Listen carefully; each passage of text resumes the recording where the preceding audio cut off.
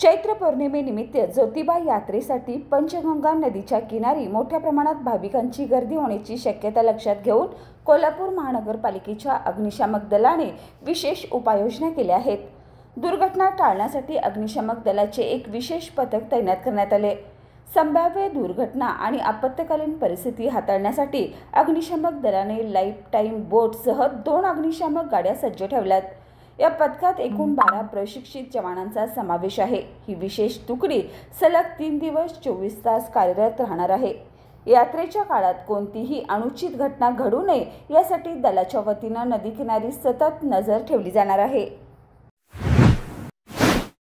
बाळ, फ्रीजमधून श्रीखंड काढ ना। आम्ही पूर्वी घरीच बनवायचो श्रीखंड, त्याची चवच वेगळी होती। आता काय सगळं रेडीमेड। आजी, हे श्रीखंड खाऊन बघ।